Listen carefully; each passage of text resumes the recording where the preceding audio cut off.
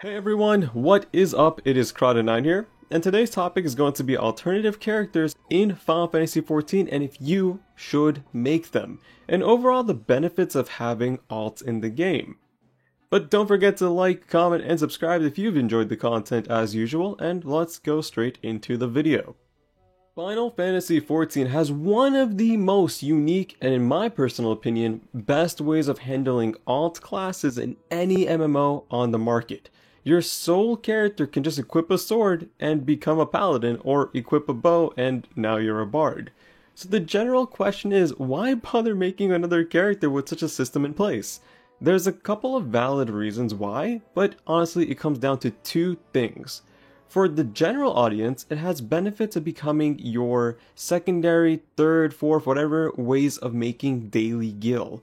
If you check out my how to make a gil video, some of those things are unique to the character that you're currently on.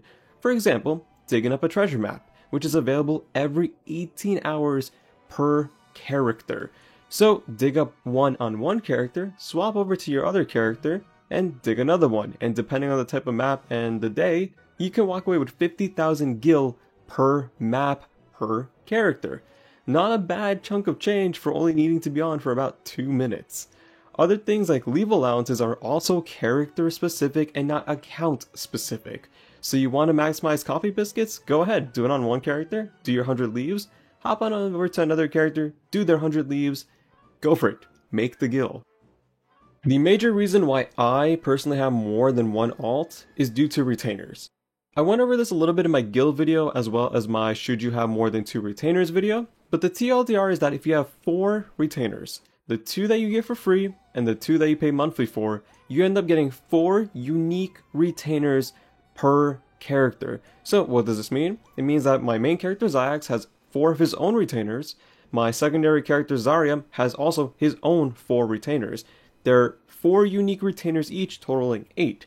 I have a total of 4 characters in total in the game, which means I have 16 retainers in total. I'm maximizing the most for my ventures, and I mean, you can make as many characters as you want as long as like you can do the 8 per server and your server is open, or if you want to hop over to other servers, like you can make literally an insane amount of retainers. It just depends on how much time you want to put into it and how much you really want to get invested into this whole like guild thing. But like, you're paying for retainers, optimize it a bit. And that's kind of where like making an alt really does help optimize and kind of like warrant that the money you're spending for that extra retainer or 2. Now, that is kind of the more casual reasons about why you might want to have retainers, or just more of the, gil incentive reasons, right? The second reason would be savage raiding. Having multiple alts can help gear you and your static up, and in a way bypass the weekly restrictions of no boxes after clearing Savage. For those of you guys who are like, what are you talking about? Savage on release always has a weekly lockout. If you and your party members have not cleared for that week, 2 boxes of loot will be available. However, if everyone's cleared it for that week, no boxes will be available. The bypass is having members who have cleared it and who have not cleared it to get at least 1 box. So what happens is that you and a couple of your party members will stay on your main characters, while some other party members will hop on their alts so that at least 1 extra box, or, depending on how many alts you have, keep doing this until you get geared out, and then you swap on your alt and you help your party members gear out as well. Because again, the whole purpose of this strategy is more for the hardcore audience who want to raid, maximize clear time, and overall just get the best gear as soon as possible. Now, the question now comes down to, should you bother making an alt, and really, what should you expect out of it? In terms of one, yeah, I would say if you're on the standard subscription, you have the availability of making up to 8 characters per server, and assuming that you've beaten Shadowbringers and you're not in any particular rush to do like the optional content, and you kind of don't really care about something like the Relic, for example, it's a good way to kind of refresh yourself and take it back to like easier times. I would at times just take a break from my main character, just hop back onto an alt that is pretty much anywhere in the story because I have a couple of them, and just go on off and do just the story content, skip everything because I've already seen it once, so I don't need to see it 2, 3, 4, 5 times again. Well, unfortunately, you cannot cross-trade with your alts unless they're in the same free company to prevent muling, a term used to kind of just have storage characters. There really isn't much else restricting you. The other downside kind of is that you're pretty much going through a Realm Reborn, Heaven's Ward, Stormblood, and Shadowbringers again, albeit at a much faster pace. You can also ask a friend to just help you do unsynced content up until like the end-ish part of Stormblood. And if you want, you can also just buy the level and story skip on Mog Station, given that you've likely or hopefully cleared the story on your main character.